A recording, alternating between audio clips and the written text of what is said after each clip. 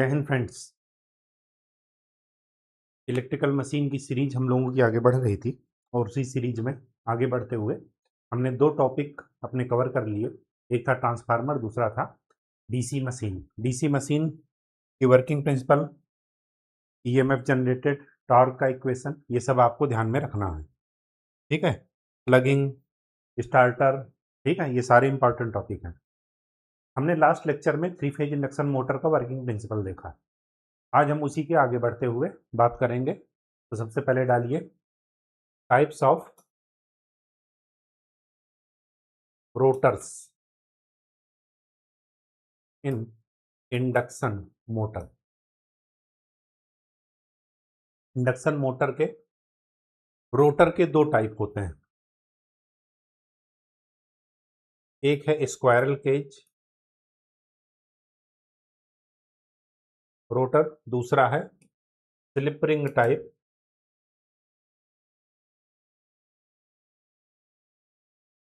या इसी को बोलते हैं वाउंड रोटर।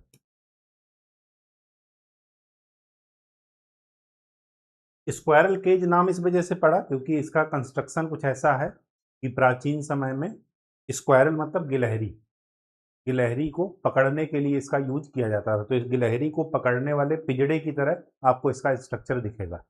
ठीक है, क्या होता है स्क्वायरल केज रोटर में?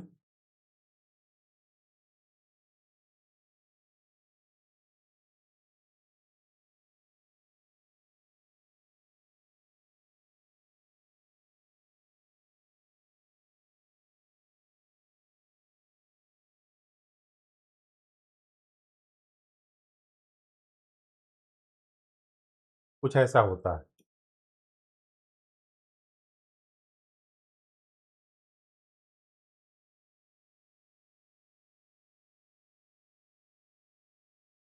कुछ ऐसा स्ट्रक्चर, ठीक है। ये जो होते हैं ये स्लॉट्स में, रोटर का ये पूरा का पूरा स्लॉट होता है। स्लॉट के अंदर कॉपर या एल्यूमिनियम के कंडक्टर बार होते हैं। ये कंडक्टर बार है, ये स्लॉट में रखे हैं, ध्यान रखिएगा। रोटर लैमिनेटेड ही होता है। लैमिनेटेड क्यों करते हैं? क्योंकि एडी करंट लॉसेस कम से कम हो। ठीक है, कास्ट आयरन का बना होता है स्टेटर और रोटर सिलिकॉन स्टील लैमिनेटेड रहेगा। ठीक है, ये जो आपको ये गोला स्ट्रक्चर ऐसे दिख रहा है, इनको बोलते हैं एंड रिंग्स। ये सेम मटेरियल की बनी होती हैं जिस मटेरियल का कंडक्टर बना होता है। तो अगर एल्यूमिनियम के कंडक्टर बार होंगे तो आपका एल्यूमिनियम का बनेगा, कॉपर का होंगे तो कॉपर का बनेगा। इनका काम क्या है? एंडरिंग का, एंडरिंग का काम ये है टू क्लोज द सर्किट। मतलब एक तरीके से ये कंडक्टर को दोनों एंड से सॉल्ट कर देती है ताकि क्लोज सर्किट बना रहे और इसमें करंट फ्लो हो सके। ठीक है, तो क्लोज सर्किट के लिए हमने एंडरिंग की हेल्प लिया। अब इसके जब कोई चीज सॉल्ट हो गई तो उसमें आप कुछ भी चीज ऐड नहीं कर सकते। मतलब आप रेजिस्टेंस इसमें लगाना चाहेंगे, नहीं लगा सकते। क्यों? क्योंकि एंड रिंग की सहायता से इसको क्या कर दिया गया है? सॉर्ट कर दिया गया है। तो होल स्ट्रक्चर आपका कैसा दिख रहा है? केज की तरह, गुफा की तरह, ठीक है, पिजड़े की तरह। ठीक, तो इसी वजह से इसको स्क्वायरल केज बोलते हैं। ये जो कंडक्टर बार दिख रहे हैं आपको, ये स्लॉट के अंदर हैं। ये पहली बात तो कंडक्टर बार स्क्यूड होते हैं। स्क्यूड का मतलब तिरछे। जैसे ये मार्कर है, ये स्ट्रेट नहीं दिखेगा आपको, ऐसा दिखेगा थोड़ा। ठीक है, ये रोटर की एक्सिस है, तो रोटर के एक्सिस के पैरेलल में तो होते हैं लेकिन स्क्यूड होते हैं, थोड़ा सा तिरछे होते हैं। ठीक है, स्क्यूड क्यों होते हैं ये रीजन बहुत बार पूछा गया है और इसको आपको ध्यान में रखना है। दो कारण से स्क्यूड रखे जाते हैं। पहला, फॉर यूनिफॉर्म टॉर्क। जब यूनिफॉर्म टॉर्क वहां पर लगेगा तो नॉइज कम होगी। मिनिमम नॉइज, पहला कारण ये है। दूसरा, टू अवॉइड मैग्नेटिक लॉकिंग।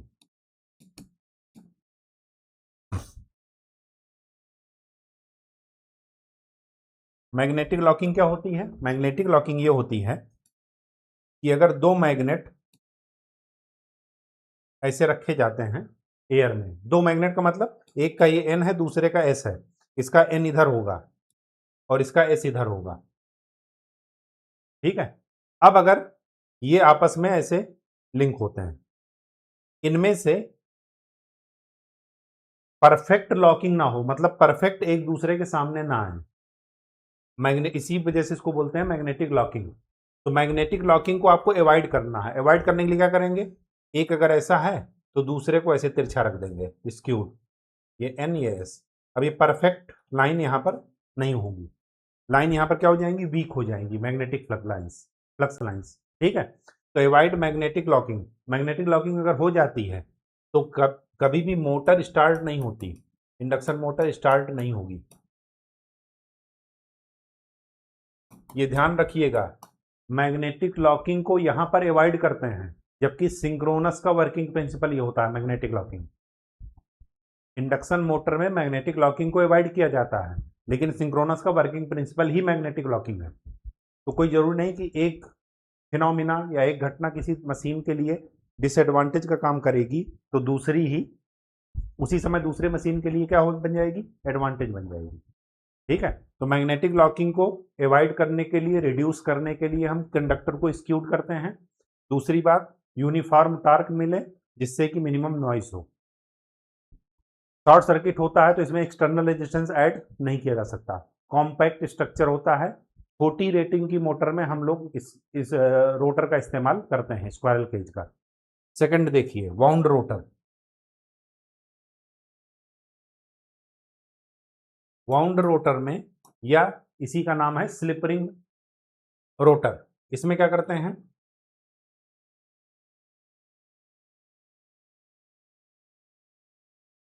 ये आपका 3 फेज स्टेटर है, ठीक है, 3 फेज सप्लाई इधर से, ये स्टेटर है। रोटर में क्या करेंगे आप? मान लेते हैं रोटर स्टार कनेक्टेड है, स्टार कनेक्टेड जनरली रखा जाता है।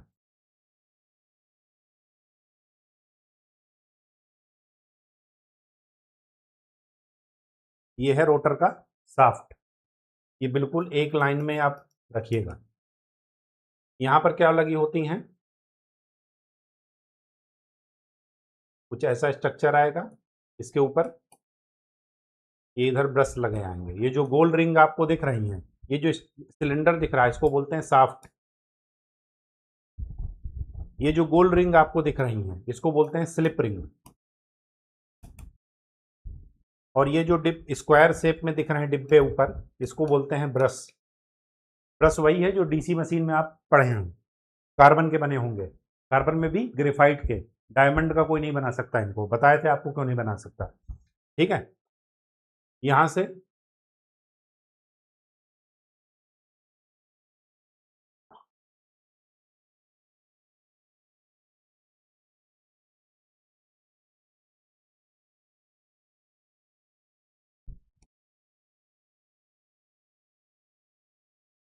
तीनों फेज का ये रोटर है, तीनों फेज का एक्सटर्नल रेजिस्टेंस हमने इसमें ऐड कर दिया है, ये एक्सटर्नल रेजिस्टेंस है। ये शाफ्ट है, शाफ्ट वैसे ही घूमेगी जैसे बाकी मशीन की घूमती थी। उसके ऊपर लगा है स्लिप रिंग। स्लिप रिंग और ब्रश का काम क्या है? ब्रश स्टेशनरी होता है, मैंने आपको बता रखा है। ब्रश क्या है? स्टेशनरी। स्लिप रिंग क्या है? रोटेट कर रही है। तो जब भी स्टेशनरी और रोटेटिंग के बीच में पावर ट्रांसफर होगा तो एक रोटेटिंग पार्ट होगा, दूसरा स्टेशनरी पार्ट होगा।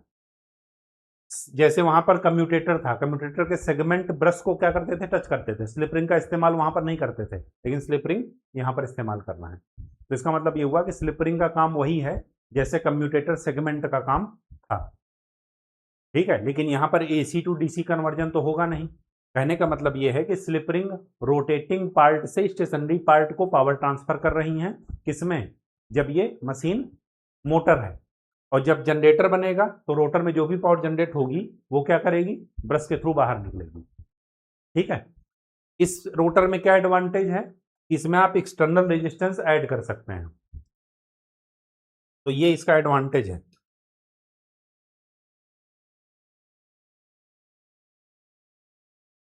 एक्सटर्नल रेजिस्टेंसेस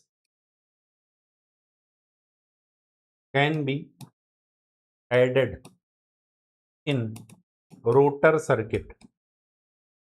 रोटर सर्किट में एक्सटर्नल रेजिस्टेंस ऐड कर सकते हैं। उसका एडवांटेज क्या मिलेगा, एक्सटर्नल रेजिस्टेंस ऐड क्यों करते हैं, दो कारण से।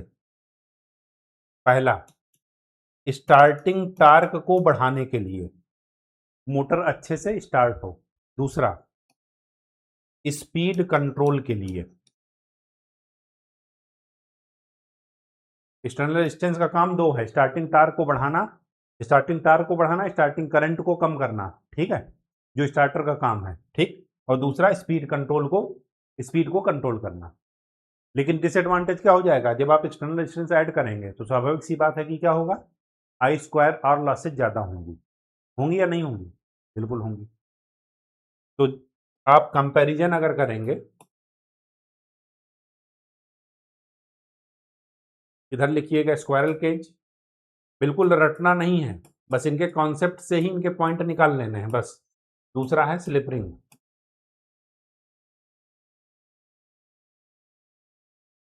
यहां पर ये चीपर होगा, सस्ता होगा, मेंटेनेंस इजी होगा इसका, कॉम्पैक्ट इन साइज होगा, साइज इसका छोटा होगा। चौथा, इफिशियंसी एंड पावर फैक्टर अच्छा होगा। ठीक है, एक्सटर्नल रेजिस्टेंस ऐड नहीं कर सकते, स्लिप रिंग का इस्तेमाल करने की कोई जरूरत नहीं है। यहां पर क्या करेंगे, ब्रश तो लगे रहेंगे लेकिन स्लिप रिंग की कोई जरूरत नहीं होगी। यहां पर क्या करेंगे, ये कॉस्टली होगा, लॉसेज ज्यादा होंगी, इफिशियंसी एंड पावर फैक्टर कम होगा। एडवांटेज क्या है, एडवांटेज ये है कि एक्सटर्नल रेजिस्टेंस ऐड कर सकते हैं, तो इससे हमें स्टार्टिंग टार्क ज़्यादा मिलेगा और स्पीड कंट्रोल हम कर सकते हैं इसकी। यहां पर डिसएडवांटेज क्या है, external resistance can not be added, starting torque इसका कम होता है, किसके कंपैरिजन में, वाउंड रोटर के कंपैरिजन में। ठीक है, कंपैरिजन तो देखते हैं ना, दो के बीच में तुलना करेंगे हमेशा। ठीक, कहानी समझ में आ गई। चलिए अब देखते हैं इफेक्ट ऑफ स्लिप।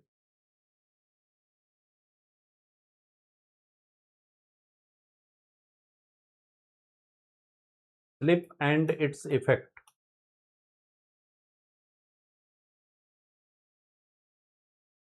हमें स्लिप देखना है कि स्लिप क्या होती है और उसके प्रभाव क्या पड़ते हैं। देखिए, एफ इज इक्वल टू होता है पी एन बाई 120। पी है नंबर ऑफ पोल्स, एन है स्पीड इन आरपीएम,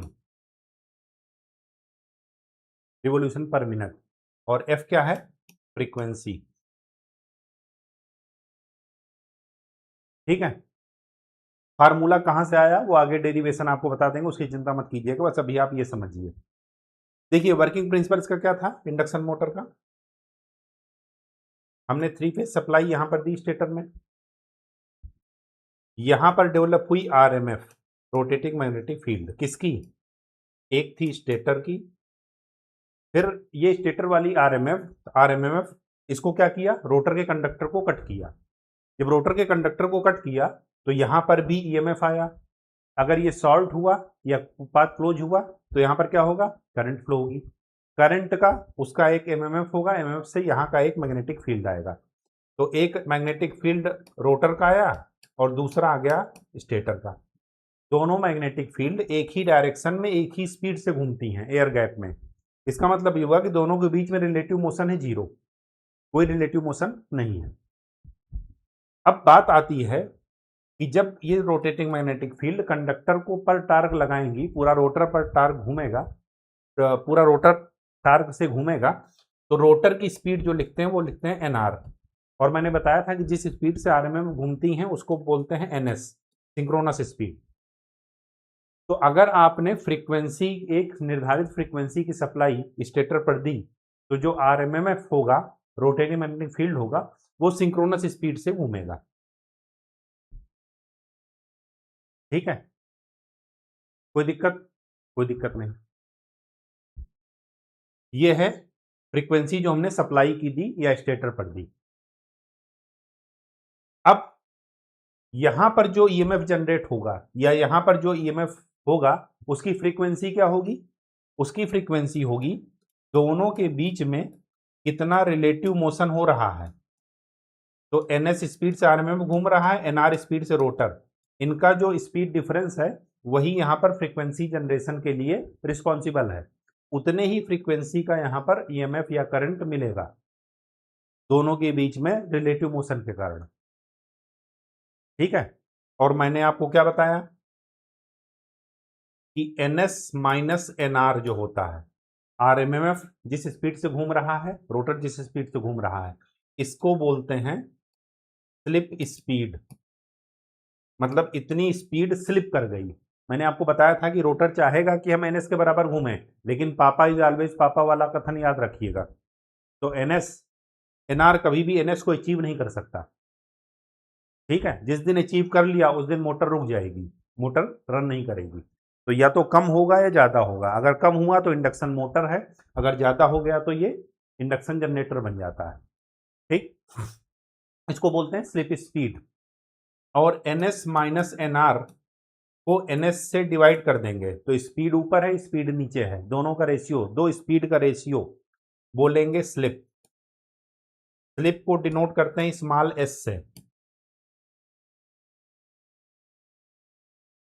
ठीक है, इसकी कोई यूनिट नहीं होगी क्योंकि दो स्पीड का रेशियो है। अब अगर आप उन दोनों को डिवाइड कर दें F R by F S, तो क्या लिखेंगे? N S minus N R by N S. ये क्या है? स्लिप। तो F R is equal to S F S. इसी को ऐसे भी लिखते हैं F two R is equal to S F two S. जब भी 1 और 2 का नोटेशन मिले आपको तो ट्रांसफार्मर की तरह ही बात करेंगे। 2 का मतलब होता है रोटर और 1 का मतलब होता है स्टेटर, और आर का मतलब होता है जब रोटर रोटेटिंग अवस्था में है, जब रोटर रोटेट कर रहा है, और एस का मतलब है जब रोटर स्टेशनरी है। जब रोटर स्टेशनरी है तो एक ही स्पीड से, मतलब आरएमएफ सिंक्रोनस स्पीड से घूमेगा। यहां पर एक चीज और देख लीजिए, इफ रोटर इज स्टेशनरी मतलब स्टार्टिंग के समय, तो एनआर क्या हो जाएगा? 0। तो स्लिप की वैल्यू क्या होती है? 1। मतलब उस समय आपको मैक्सिमम स्लिप मिलेगी रोटर के स्टार्टिंग के दौरान, मोटर के स्टार्टिंग के दौरान। जैसे जैसे मोटर घूमेगी स्लिप की वैल्यू क्या हो जाएगी? कम होगी कि नहीं होगी? तो स्लिप की वैल्यू हमेशा 0 से 1 के बीच में वेरी करती है। 0 हो सकती है क्योंकि मोटर स्टार्टिंग है, 1 कभी नहीं हो सकती क्योंकि जिस दिन मोटर सिंक्रोनस स्पीड गेन कर ली, ओ सॉरी 0 नहीं हो सकती, 1 हो सकती है। 1 हो सकती है क्योंकि स्टार्टिंग के समय होता है, 0 नहीं हो सकती क्योंकि जिस दिन सिंक्रोनस स्पीड गेन कर लिया उस दिन सिंक्रोनस वो मोटर का वर्किंग प्रिंसिपल मोटर को रोटेट नहीं होने देगा। ठीक है, कहानी समझ में आ गई? इसका मतलब यह हुआ कि जब भी आपका रोटर रोटेट होगा तो उस रोटर के कंडक्टर के क्रॉस जो भी फ्रीक्वेंसी होगी वो कभी भी स्टेटर की फ्रीक्वेंसी से मैच नहीं करेगी सिवाय स्टार्टिंग टाइम पे, क्योंकि स्टार्टिंग टाइम में इसकी वैल्यू है 1 तो जो F2R है वो F2S के बराबर होगा, और F2S क्या है, जो सप्लाई का है। लेकिन जैसे जैसे मोटर रोटेट करेगा, इसका मतलब ये हुआ कि रोटर के अक्रॉस जो ईएमएफ या करंट मिलेगा, उसकी फ्रीक्वेंसी सप्लाई फ्रीक्वेंसी के कभी भी बराबर नहीं मिलेगी। स्लिप की जो वैल्यू होती है वो होती है 2 से 5% तक, और नॉर्मल फ्रीक्वेंसी कितनी होती है जो हम सप्लाई की देते हैं, 50 हर्ट्ज देते हैं। तो 50 हर्ट्ज का 2% कितना आया, 1 हर्ट्ज आएगा, यही तो आएगा।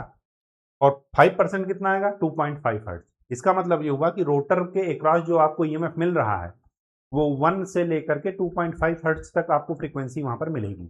इसका मतलब ये हुआ कि इंडक्शन मोटर एक वेरिएबल फ्रीक्वेंसी डिवाइस की तरह काम कर सकता है। बिल्कुल कर सकता है, नहीं कर सकता है, तो लिख लीजिए, due to slip, due to presence of slip, induction motor can be worked as variable frequency device या मशीन। ट्रांसफार्मर में फ्रीक्वेंसी चेंज नहीं होती, क्यों नहीं चेंज होती, क्योंकि वहां पर कोई भी रोटेटिंग पार्ट नहीं होता। इंडक्शन मोटर में रोटर की फ्रीक्वेंसी अलग होती है और जो हम सप्लाई देते हैं उसकी अलग होती है। ठीक है, तो उसका मेन कारण क्या है, स्लिप। कहानी समझ में आ गई। अब देखिए, स्लिप ने अगर फ्रीक्वेंसी चेंज कर दिया, इसका मतलब ये हुआ कि जो भी चीजें फ्रीक्वेंसी पर डिपेंड करेंगी वो सब की सब चेंज हो जाएंगी। होंगी या नहीं होंगी, बिल्कुल चेंज होंगी। तो जो E2R होगा वो हो जाएगा SE2S। E2R का मतलब क्या समझेंगे, रोटर में generated EMF when rotor is rotating. E2S का मतलब क्या है कि रोटर में generated EMF when rotor is stationary. ठीक, क्या रेजिस्टेंस डिपेंड करेगा स्लिप पर, फ्रीक्वेंसी पर, नहीं कर रहा है। इसका मतलब कि रेजिस्टेंस सेम रहेगा। फ्रीक्वेंसी चेंज हो गई, स्लिप टाइम्स हो गई, एक्स रिलक्टेंस वो फ्रीक्वेंसी पर डिपेंड करता है। तो जब ये रिलक्टेंस, जब फ्रीक्वेंसी एस टाइम्स हो गई तो रिलक्टेंस भी क्या हो जाएगा, वो सॉरी, हाँ, रिएक्टेंस वो क्या हो जाएगा, ये भी चेंज हो जाएगा स्लिप टाइम्स। अगर मैं जेड की बात करूं तो Z2R इज इक्वल टू क्या हो जाएगा, under root R2R plus JX2R। ठीक है,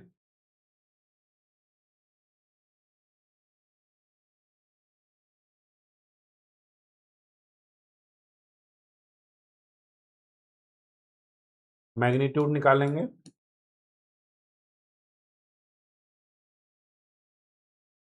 अगर मैं पावर फैक्टर की बात करूं,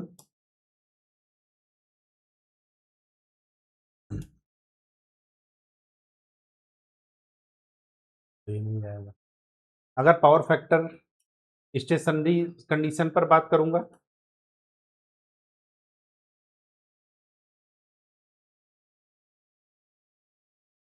Z2S कितना है, R2S प्लस JX2S।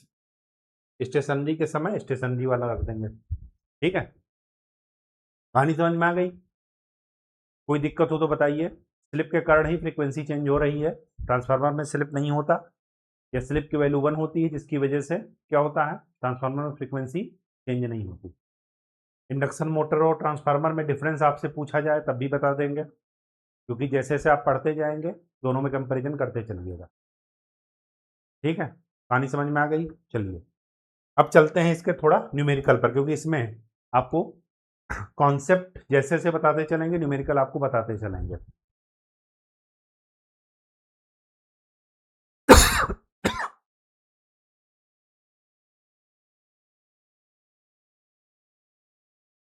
इसमें साथ में ही करने में फायदा है।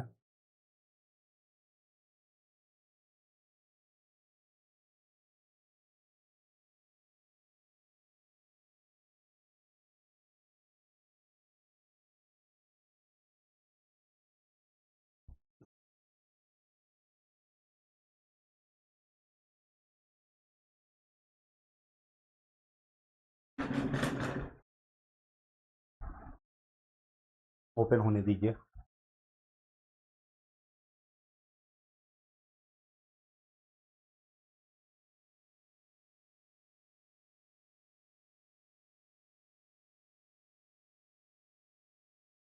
पहला न्यूमेरिकल देखिए। पहला न्यूमेरिकल क्या कह रहा है? ए 12 पोल 3 फेज अल्टरनेटर। अल्टरनेटर का मतलब जनरेटर। ये मत सोचिएगा कि भाई जनरेटर पढ़ाए नहीं है, न्यूमेरिकल दे दिए, कोई फर्क नहीं पड़ रहा है। आगे देखते हैं। A 12 pole 3 phase alternator is coupled to an engine running to 500 RPM. एक अल्टरनेटर है, वो एक इंजन के साथ कपल्ड है जो कि 500 आरपीएम पर रन कर रहा है। It supplies N induction motor. ये इंडक्शन मोटर को सप्लाई कर रहा। कौन? अल्टरनेटर। ये हमें डाटा जो दिया है अल्टरनेटर का, अल्टरनेटर का मतलब जनरेटर। जनरेटर जिस इंजन से कपल्ड है वो इंजन 500 आरपीएम पर घूम रहा है। इसका मतलब ये हुआ कि जनरेटर भी 500 आरपीएम पर ही घूम रहा है, तभी तो कपलिंग है दोनों आपस में। इसका मतलब ये हुआ कि यहां पर स्पीड कितनी है? 500 आरपीएम। पोल कितने हैं? 12। इसका मतलब ये डाटा हमें ये बता रहा है कि जनरेटर की फ्रीक्वेंसी कितनी है, जनरेटर कितने फ्रीक्वेंसी का वोल्टेज डेवलप कर रहा है। तो एफ की वैल्यू निकाल लीजिए। 120 एन इज इक्वल टू क्या है? 120 एफ बाई पी। तो यहां से पी एफ की वैल्यू क्या निकलेगी? P N by 120। पी की वैल्यू 12, एन की वैल्यू 500 और ये 12, वो 120। तो फ्रीक्वेंसी कितनी निकली? 50 हर्ट्ज। इसका मतलब ये हुआ कि इंडक्शन मोटर को जो सप्लाई मिल रही है वो सप्लाई 50 हर्ट्ज की फ्रीक्वेंसी पर मिल रही है। अब ये फ्रीक्वेंसी इंडक्शन मोटर की स्पीड को क्या करेगी? डिटरमाइन करेगी। आगे क्या कह रहा? Which has a full load speed of 1440 RPM. जो इंडक्शन मोटर है उसकी स्पीड है 1440 आरपीएम। ये जो स्पीड है ये हमेशा एनआर होती है, रोटर की स्पीड। इंडक्शन मोटर की जो स्पीड होती है वो होती है रोटर की स्पीड। अब आगे क्या करा? Find the slip and number of poles of the motor. हमें स्लिप निकालना है और मोटर में पोल्स निकालने हैं। चलिए, एनआर आपको पता है, सप्लाई फ्रीक्वेंसी पता है 50 हर्ट्ज। अब ये जो फ्रीक्वेंसी है, ये जो फ्रीक्वेंसी का सप्लाई वोल्टेज है, ये मोटर के इनकमर पर है। 50 हर्ट्ज यहां से जा रहा। इसका मतलब ये हुआ कि जो आरएमएफ है उसकी स्पीड कितनी होगी? NS 120 F by P. तो 120 इंटू 50 बाई पी। पी तो हमें नहीं पता क्योंकि ये पी किसका है? मोटर का। अब तो मोटर में आ गए ना, हमें जनरेटर से केवल फ्रीक्वेंसी निकालनी थी। तो ये कितना हो गया? N S is equal to 120 into 50 by P. अब पी की वैल्यू लेट, अब मानना शुरू कीजिए। अगर पी की वैल्यू मैं 2 लिखता हूं, ध्यान से देखिए, पी की वैल्यू 2 लिखिए, तो यहां पर अगर मैं 2 रखता हूं तो मुझे कितना आरपीएम मिलेगा? 3000 आरपीएम। अगर मैं पी की वैल्यू 4 रखता हूं, पी हमेशा इवन ही होगा, आड तो होगा नहीं, क्योंकि नंबर ऑफ पोल्स आपको बताए हैं, मैग्नेटिक फील्ड के पोल कभी भी सेपरेट नहीं किए जा सकते, तो हमेशा ये जोड़े में ही मिलेंगे आपको। तो अगर मैं 4 रखता हूं तो क्या मिलेगा? 120 इंटू 50 बाई 4, कितना मिला? 1500 आरपीएम। अगर मैं 6 रखता हूं तो N S is equal to क्या मिला? 120 इंटू 50 बाई 6, 1000 आरपीएम। ऐसे ही आगे और भी निकलेंगे, लेकिन हमें यहीं पर रुक जाना है। क्यों रुक जाना है वो जान लीजिए। एनआर की वैल्यू कितनी है? 1440 आरपीएम। और मैंने आपको बताया है कि स्लिप की वैल्यू बहुत ही कम होती है, 2 से 5% के आसपास। इसका मतलब ये हुआ कि जो एनएस होगा या एनआर जो होगा वो एनएस के अप्रोक्सीमेटली पास होगा। तो 1440 के पास कौन सा है? ये वाला है, ये वाला है, या ये वाला है? ये वाला है। इसका मतलब ये हुआ कि जो मोटर में पोल हैं वो कितने हैं? 4। और मोटर का जो आरएमएफ है वो किस स्पीड से घूम रहा है? 1500। तो पोल तो हो गए 4, पहला आंसर आ गया। अब आप स्लिप निकाल लीजिए। स्लिप क्या होती है? दोनों स्पीड का रेशियो। तो स्लिप क्या होती है? NS minus NR by NS।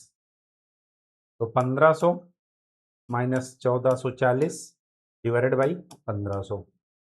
अगर परसेंटेज में निकालना है तो 100 का मल्टीप्लाई कर दीजिएगा। तो ये कितना हो गया? 60 बाई 15 इंटू 100 से वो जो जीरो कट गए तो आपको मिल जाएगा 4%। ये आपका आंसर है। तो स्लिप 4% हो गई और पोल कितने हो गए? 4। ठीक है, कहानी समझ में आ गई? चलिए next second question. Second question क्या कह रहा? The frequency of the EMF in the stator of a 4 pole induction motor is 50 hertz. जो इंडक्शन मोटर का स्टेटर है उस पर फ्रीक्वेंसी है सप्लाई की 50 हर्ट्ज। आगे क्या कह रहा? And that in the rotor is 1.5 hertz. Rotor में फ्रीक्वेंसी कितनी है? 1.5 हर्ट्ज। इसका मतलब ये हुआ कि F2R is equal to SF2S। ये दिया है 1.5, स्लिप नहीं दिया, ये फ्रीक्वेंसी है 50। तो स्लिप की वैल्यू कितनी हो जाएगी?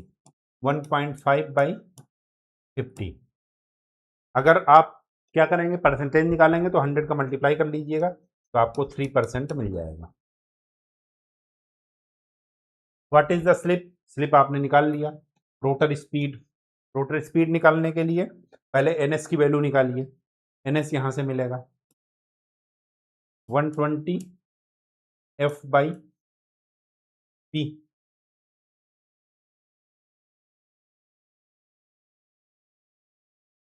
P दिया है 4 पोल,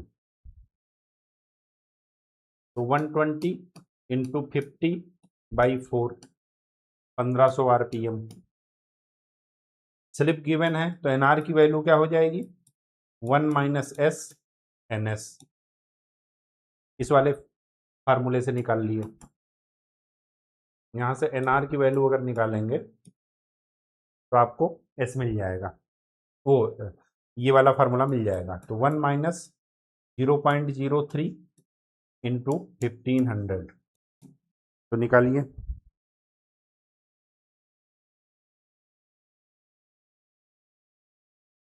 1455 RPM answer.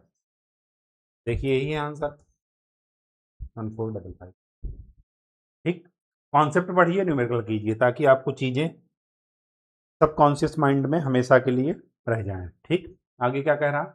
A 3 phase 6 pole 50 hertz induction motor has a slip of 1%। अब ध्यान से देखिएगा, 1% स्लिप है, लेकिन कब है? नो लोड, नो लोड पर। और 3% कब है? फुल लोड पर। ठीक, determine synchronous speed. Synchronous speed तो आप डायरेक्ट निकाल लेंगे, 120 F बाई P। तो 120 F कितना है? 50 हर्ट्ज। और नंबर ऑफ पोल्स कितने हैं? 6। तो 1000 RPM आपका आंसर आ गया पहला का। तो सिंक्रोनस स्पीड कितनी हो गई? 1000 RPM। आगे क्या करा? No load speed. No load speed मतलब रोटर की नो लोड स्पीड निकालना है। तो नो लोड स्पीड कितना हो जाएगा? N और नॉड 1 माइनस S NS। यहां पर S नो लोड वाला आप रखिएगा, क्योंकि RMMF तो सेम ही स्पीड से रहेगा, चाहे लोड हो चाहे ना हो। लोड होने पर रोटर की स्पीड चेंज होगी, क्योंकि स्लिप की स्पीड चेंज हो जाती है, मतलब स्लिप की वैल्यू चेंज हो जाती है। तो 1 माइनस, इस समय कितना है स्लिप नो लोड पर, और NS कितना है? 1000। तो आपको कितना मिल जाएगा? 990 RPM नो लोड पर। आगे क्या करा? Full load speed. Full load पर निकालिए। फुल लोड पर स्लिप की फुल लोड वाली वैल्यू रख दीजिए, N2 फुल लोड। तो क्या मिलेगा? Sorry, NR full load 1 minus slip eight full load into NS। तो 1 माइनस 0.03 इंटू 1000। तो कितना मिला 970 आरपीएम, ये भी आपको मिल गया फुल लोड पर। ठीक, आगे क्या कह रहा, frequency of rotor, frequency of rotor क्या मिल जाएगा, F2R is equal to SF2S, rotor current at full load, frequency of rotor current at stand still, stand still का मतलब क्या है, जब मोटर स्टेशनरी है, स्टेशनरी है तो स्लिप की वैल्यू क्या हो जाएगी, एट स्टैंड स्टिल स्लिप की वैल्यू है 1, तो जब 1 हो जाएगा तो F2R is equal to F2S, और वही हो जाएगा जो आप सप्लाई दिए 50 हर्ट्ज।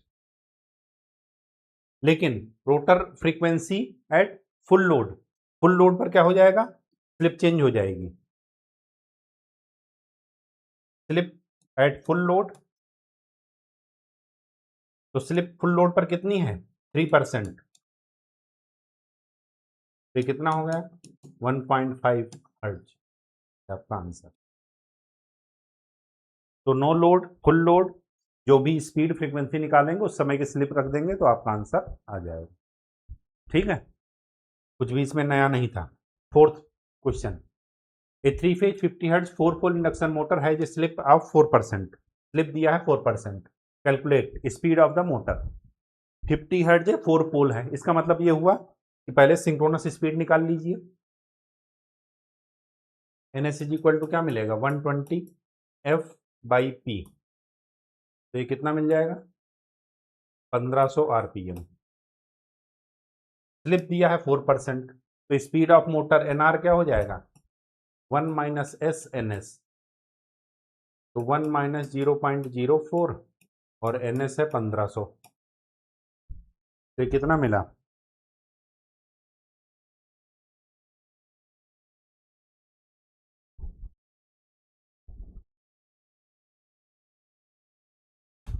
1440 आरपीएम, यही मिल रहा है। Frequency of rotor EMF F2R SF2S, तो इसकी वैल्यू है 4% इंटू 50 जो हमने सप्लाई दी, तो कितना हो जाएगा 2 हर्ट्ज, ये 2 हर्ट्ज आपको मिल रहा है। आगे क्या कर रहा है, आगे क्या कर रहा, if the rotor has a resistance of 1 ohm and stand still reactance 4 ohm, ठीक है, calculate the power factor at stand still, तो रोटर का Z2S कितना दिया है रेजिस्टेंस 1 प्लस J4, तो पावर फैक्टर क्या हो जाएगा स्टैंड स्टिल पर 1 डिवाइडेड बाई अंडर रूट 1 का स्क्वायर प्लस 4 का स्क्वायर, तो 1 बाई रूट 17 निकालिए, 1 बाई रूट 17 की वैल्यू 0.2425, कुछ नहीं दिया तो लैगिंग ही होगा। ट्रांसफार्मर में भी आपको बताया था कि ट्रांसफार्मर का नो लोड पावर फैक्टर 0.3 के आसपास होता है। ये डाटा कहाँ से याद हुआ, न्यूमेरिकल करते करते, ठीक वैसे यहाँ भी ध्यान रखिए, देखिए 0.3 के आसपास ही है ये 0.2425, ठीक। चलिए आगे क्या कह रहा, निकल गया, पावर फैक्टर मतलब कॉस फाई निकालना है, फाई मत निकाल कर रख दीजिएगा, ठीक है। आगे क्या कह रहा, at a speed of 1400 RPM, अब इस स्पीड पर सबसे पहले आपको क्या निकालना है, स्लिप निकालना है, क्योंकि स्लिप चेंज होगा तो फिर बाकी सारा पैरामीटर चेंज हो जाएगा, तो हमें इस स्पीड पर पहले स्लिप निकालिए, तो 1500 माइनस 1400 डिवाइडेड बाई 1500, तो ये कितना निकला,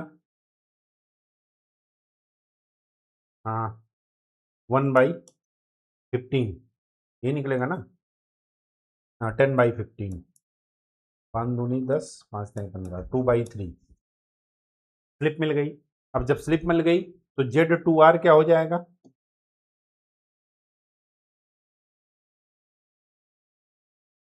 one plus J 2/3 into X 4, अब यहां पर cos फाई निकालिए,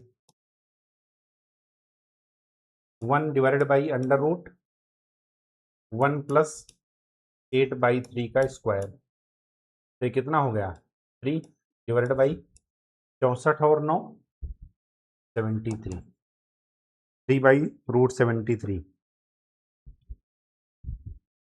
0.35।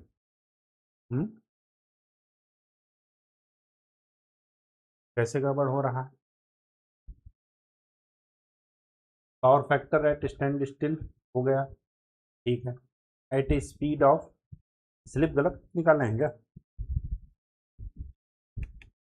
100 डिवाइडेड बाई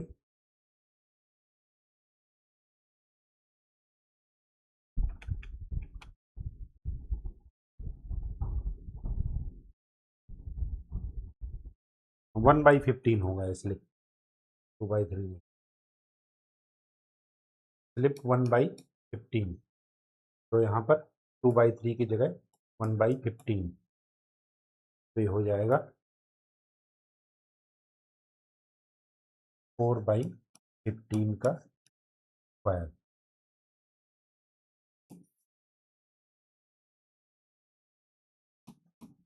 225 और 16 ये 5 11, 2 1 3 1 4, 241, 15/√241.9662 लैख। ठीक है, यही आपका आंसर। कैलकुलेशन मिस्टेक मत कीजिएगा आप लोग, वो करते करते सही हो जाएगा, ठीक है। स्लिप 1/15 था, मैंने 10/15 लिख दिया। लास्ट क्वेश्चन है ये आपका। ए 3 phase slip ring induction motor gives A reading of 60 volt across slip ring. ये क्या बता रहा है? स्लिप रिंग के क्रॉस ये वोल्टेज मिल रहा है, इसका मतलब ये क्या है? E2R है, रोटेटिंग के समय जो ईएमएफ जनरेट हो रहा है। When at rest with normal stator voltage applied, जब नॉर्मल स्टेटर वोल्टेज अप्लाई किया जा रहा है इस समय। आगे क्या कह रहा है? The rotor is connected and has an impedance of this, rotor इस इंपीडेंस के साथ कनेक्टेड है पर फेज। पर फेज का यहाँ पर बड़ा ध्यान आपको रखना पड़ेगा, यहाँ पर कुछ नहीं बताया गया, इसका मतलब ये टोटल है। तो हमें पर फेज अगर वोल्टेज निकालना होगा तो हम क्या करेंगे? 60/√3 कर देंगे। Find the rotor current when the machine is at stand still with the slip ring joint to a stator connected, starter with phase impedance of this, ठीक है। Running normally with a 5% slip, ठीक है। हमें rotor current निकालना है। जब machine stand still है, इसका मतलब ये हुआ कि जो आपका E2S है वो पर फेज कितना हो जाएगा? 60/√3, ठीक है, वोल्ट। आगे क्या कह रहा है? रोटर का इंपीडेंस कितना है? 0.8 + J6, J.06। अब आगे ये जो है किससे कनेक्टेड है? स्टार कनेक्टेड, स्टार्टर से। वही जो आप वाउंड रोटर यूज कीजिए, वहां पर रेजिस्टेंस किस में जा रहे थे? सीरीज में जा रहे थे। ऐसा बना था ना रोटर, अगर आपको याद हो तो। अभी तो बताए थे, ये था साफ्ट, ये थी स्लिप रिंग,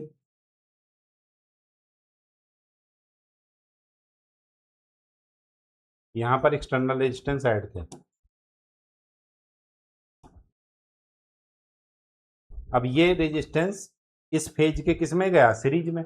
इसका मतलब ये हुआ कि टोटल इंपीडेंस, तो रोटर का इंपीडेंस प्लस स्टार्टर का इंपीडेंस। रोटर का इंपीडेंस कितना है? 0.8 + J.6, और स्टार्टर का कितना है? 4 + J3। यही है ना, देख लीजिए एक बार, 0.8 + J6, ठीक है। अब आगे क्या कह रहा है? ए पार्ट क्या कह रहा है? कि स्टैंड स्टिल पर हमें करंट निकालनी है। तो वोल्टेज ये है, इंपीडेंस ये है, तो करंट कितनी हो जाएगी? E2S पर फेज, और ये इंपीडेंस पर फेज है ही है, तो 60/√3 divided by 4.8 + J 3.6, complex mode में कैलकुलेटर को ले जा करके ये कर लीजिए 60/√3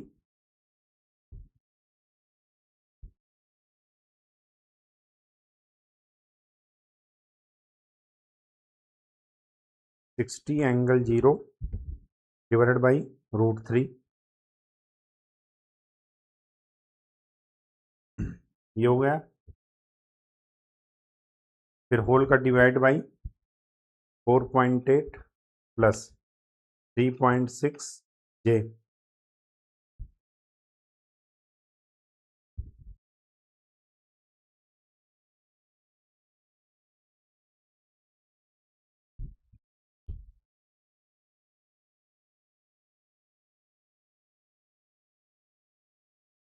34.64 ∠0 डिवाइडेड बाई 4.8 प्लस जे 3.6 इसकी वैल्यू निकालिए 34.64 ∠0 divided by 4.8 plus 3.6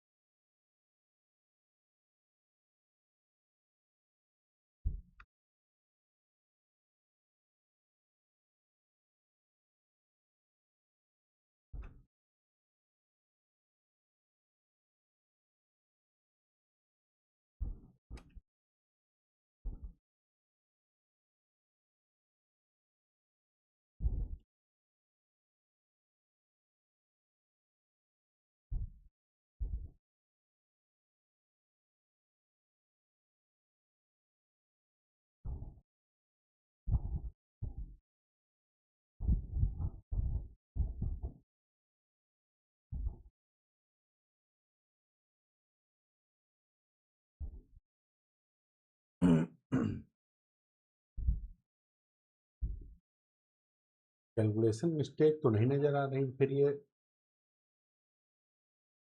Swift ARG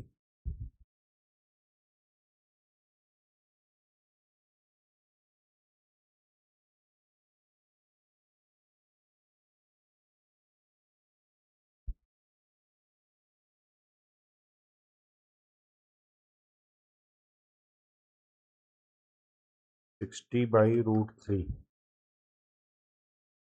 34.64 ∠0 divided by 4.8 plus 3.6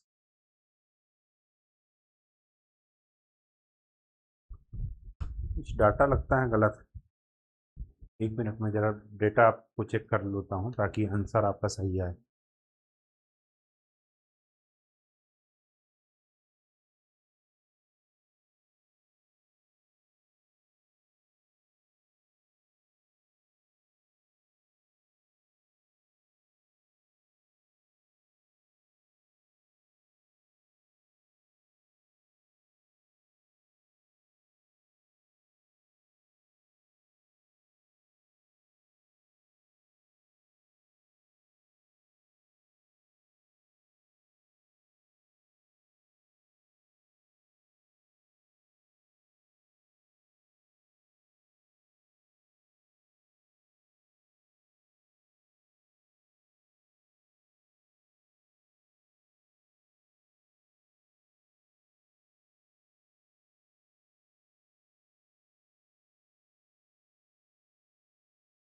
हाँ जी,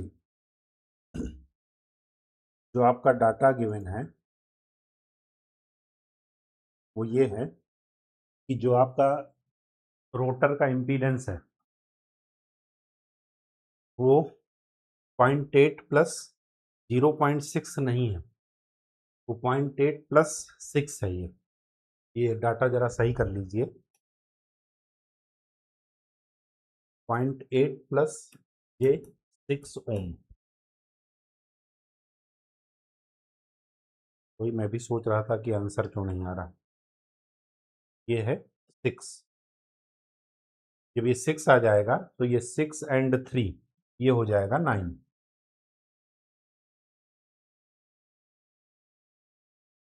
अब जरा निकालिए इसको कैलकुलेटर से।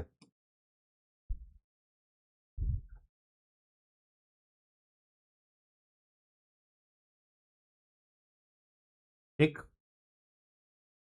तो 34.64 एंगल 0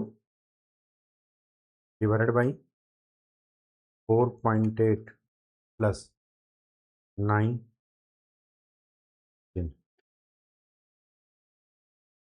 तो आपको मिल जाएगा 3.396 और एंगल शिफ्ट ARG दबाइए -61.93 माइनस है, इसका मतलब पावर फैक्टर लैगिंग है। जब भी पोलर फॉर्म में माइनस लिखा हो तो आपको पहले ही बताए हैं कि आपको पावर फैक्टर लैगिंग मिलेगा, और लैगिंग अगर हो तो ऐसे ही लिखना भी है माइनस लगा करके। ठीक है, शायद यही आपका आंसर आ रहा है 3.396। ठीक, पहला आ गया। अब आगे क्या कह रहा, when motor running normally with 5% slip. अब जैसे ही स्लिप का रोल आ गया, इसका मतलब कि आपका वोल्टेज चेंज हो जाएगा, ये स्लिप टाइम्स हो जाएगा। और फ्रीक्वेंसी पर क्या डिपेंड कर रहा है, ये रिएक्टेंस, ये भी स्लिप टाइम चेंज हो जाएगा। ठीक है, स्टार्टर का नहीं चेंज होगा, बाकी इसका चेंज होगा X2S। ठीक है, रोटर का, स्टार्टर का मत चेंज कर दीजिएगा। तो चलिए 5% स्लिप पर निकालते हैं। तो एट 5% स्लिप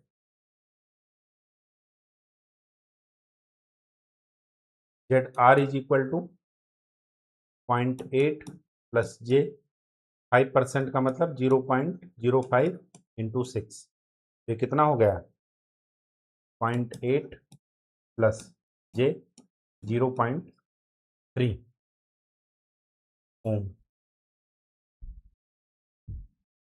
ठीक है, अब I2S क्या मिलेगा, I2R E2R divided by ZT rotating condition पर। E2R क्या हो जाएगा 0.05 इंटू 60 डिवाइडेड बाई √3। SE2S होता है ना, स्लिप टाइम से चेंज होता है EMF, और उसके बाद ZR ये चेंज हो गया, और स्टार्टर का पहले से ये है। तो 0.8 plus J 0.3 plus 4 plus J3, ये कितना आया 34.64 इंटू 0.05, यहाँ जाएगा 1.732 angle 0 divided by 4.8 plus J 3.3, कितना आया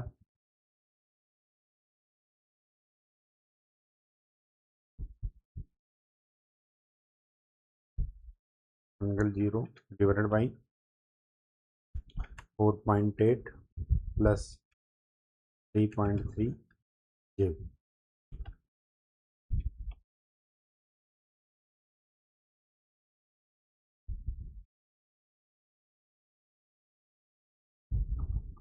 1.732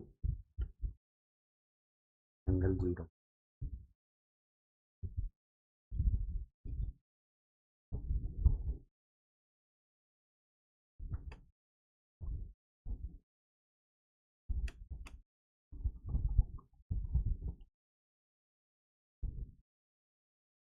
0.297 और एंगल -34.5। देखिए ये आया आंसर।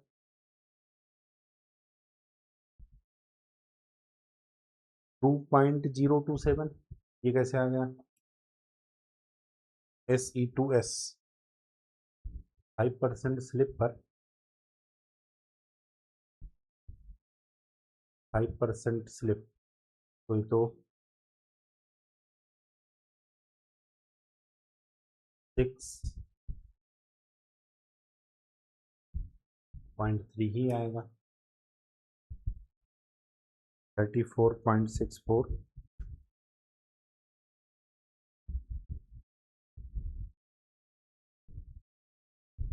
इंटू 0.05 1.732 4.8 प्लस जे 3.3।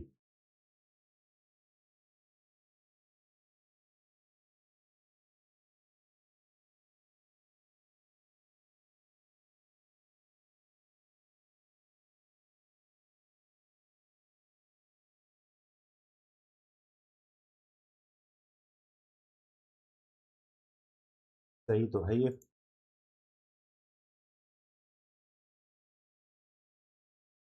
कैलकुलेशन की तो कोई मिस्टेक है नहीं।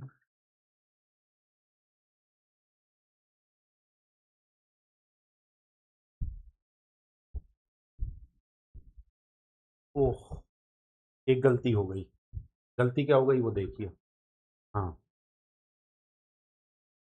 ये मैंने आपको क्या बताया था कि स्टार्टर की मतलब ये जो स्टार्टर का रेजिस्टेंस है, इम्पीडेंस है, ये स्टार्टिंग के दौरान तो कनेक्ट होगा, लेकिन जब मोटर रन करने लगेगी तो आपका स्टार्टर का ये जो रेजिस्टेंस है या इम्पीडेंस है, ये क्या हो जाएगा, कट हो जाएगा। जब कट हो जाएगा तो यहाँ पर ऐड नहीं होना चाहिए। एक बार निकाल कर देखते हैं। हाँ, ऐड नहीं होगा ये, तो यहाँ पर ये लिख लीजिए, when motor is running starter impedance cut off. Starter का ही पर्पज ही है। जब ये कट ऑफ हो जाएगा तो आई टू आर की वैल्यू जो मिलेगी वो मिलेगी E two R divided by Z two R. यहाँ पर स्टार्टर का कोई रोल नहीं आएगा, ठीक है। तो बाकी सब कुछ सेम है। जेड टू आर कितना निकला, 0.8 प्लस जे 0.3, ये आ जाएगा 1.732 एंगल 0 डिवाइडेड बाई 0.8 प्लस जे 0.3। देखता हूँ अब इसको निकाल करके। 1.732, ये अपना कॉन्सेप्ट सही है या नहीं, angle 0 divided by 0.8 plus 0.3 J 2.027 angle, shift energy दबाइए, -20.56। ये आपका आंसर है। ठीक है। और फैक्टर क्या है, लैगिंग होगा। तो यहाँ पर एक थोड़ा स्टार लगाकर लिख लीजिएगा, क्योंकि आप इस पर गलती करेंगे तो जब तक आप न्यूमेरिकल नहीं करेंगे आपको चीज़ें समझ में नहीं आएंगी, ये ध्यान में रखिएगा। थ्योरी सब लोग पढ़े होते हैं, लेकिन उस निर्धारित टाइम में जो सॉल्व कर ले जाता है वही एग्जाम पास कर लेगा। तो जब मोटर नॉर्मली रन करेगी तो स्टार्टर का इम्पीडेंस आपको हटा देना है, ठीक। हाँ, बस आज के लिए इस टॉपिक का जो तो हमने पढ़ा है वहाँ तक के न्यूमेरिकल टॉपिक आज हमने स्लिप पढ़ा है और रोटर के दो टाइप पढ़ा है, उनका कंपैरिजन भी पढ़ा है, ठीक है। तो नॉर्मल छोटी रोटर में, छोटी मोटर में कौन सा रोटर इस्तेमाल करेंगे, 5 HP से कम वाले में अधिकतर स्क्वायरल केज ही होता है। वाउंड रोटर इतना हैवी होता है, जैसे आपको एनटीपीसी में रेलगाड़ी आई, रेल के डिब्बे आए और पूरा का पूरा डिब्बा आपको पलट करके कोयला डालना है, तो आप क्या करेंगे, वहाँ पर स्लिप रिंग इंडक्शन मोटर का इस्तेमाल करेंगे। तो वहाँ पर आपको स्टार्टिंग टार्क ज़्यादा चाहिए, हाई टार्क चाहिए, तो जहाँ भी हाई टार्क की ज़रूरत होगी हम स्लिप रिंग का इस्तेमाल करेंगे, ठीक है। तो आज के लिए इतना ही, नेक्स्ट क्लास में मिलते हैं नए टॉपिक के साथ, तब तक के लिए। और इसमें यही चलेगा, एक दिन एक टॉपिक पढ़ाएंगे, उसी दिन उसका न्यूमेरिकल पढ़ा देंगे, ताकि चीज़ें आपको क्लियरली समझ में आए, ठीक है।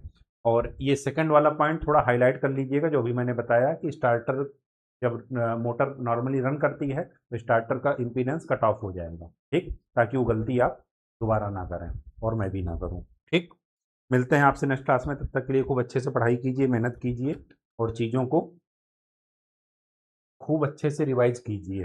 रिवीजन को कोई ऑप्शन नहीं है, ना कोई शॉर्टकट अपनाइएगा। धन्यवाद।